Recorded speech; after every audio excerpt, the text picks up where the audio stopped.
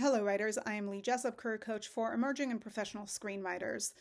Oftentimes, writers write a screenplay, get notes, rewrite it again, all with the hope of getting it to a level where they feel like it's ready for representation. Because the hope is that once you have a representative, they will help you get your material out to the professional space. But what does that actually look like? I think it's important to talk about because it's important to know what to expect, what not to expect, what it could look like.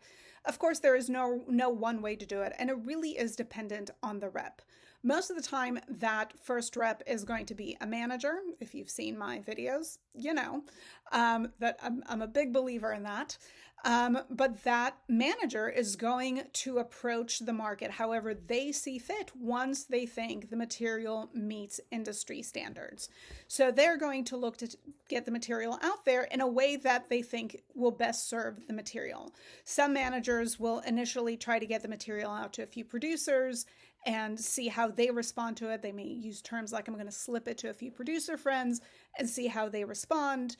And if the response is positive, continue to get it out there. Some representatives will get a script out to what they call their circle of trust first. So people that they trust to give notes on the material before it goes out into the professional space. It really varies. But then once they think the material is ready, and for the material to be ready, it has to be actionable. I've recorded a whole video on what makes a screenplay actionable. But they will get the material out based on whether or not they feel they know who are the right buyers for the material. So they will get it out there. Some representatives will go to a handful. Other representatives, if they feel like there's material that can go wide in scope, will then start looking at what we call territories lists.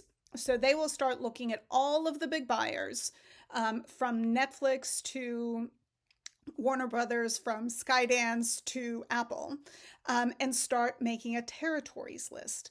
A territories list breaks down all of the buyers, all of the studios and financiers, and the production companies in which they have relationships that they think would be right for that particular buyer. So they can look at Netflix and say, okay, we want to go to Sean Levy for Netflix, or we want to go to Shondaland for Netflix, or whatever it is at that moment that they have a relationship with that they think is the right home for it. This is what we refer to as a wide send. It can also be a wide send to smaller producers that may not have deals, overall deals or first look deals at studios, but have good relationships at studios, and studios want to be in business with them. So they will go to those smaller territories in the hopes that they will then bring it, or to those smaller producers in the hopes that they will then bring it to studios, to financiers, and get the script purchased that way. But the difference is between a wide send, so sending it out to 15, 20, 30, 40 potential territories and or buyers, and that will be producers, production companies, studios, mini majors, financiers. And when we say studios, we're also talking Netflix, we're also talking Apple. When we say mini majors, we're talking Lionsgate, we're talking MRC, we're A24 at this point, studio. So the representative is going to look at the material and see who it's suitable for, what they've bought before, and who are the individual producers that have worked with that buyer, with that territory that they want to get it out to, and try to create some level of groundswell and interest in the material.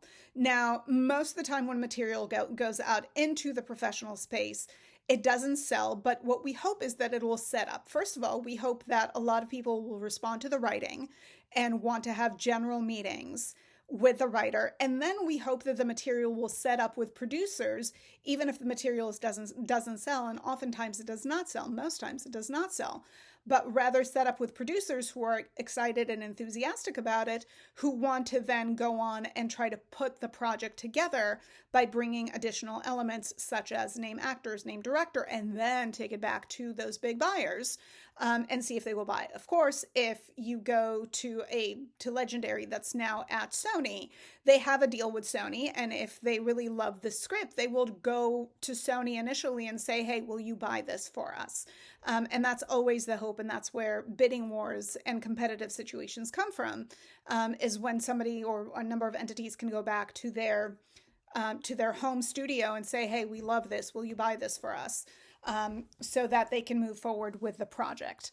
But I just wanted to give you a perspective on what it means when we talk about a representative taking out material. It can go wide, it can go narrow. Oftentimes it'll go to a handful of producers that are right for the material, especially if the material is not high in concept, but rather more execution driven.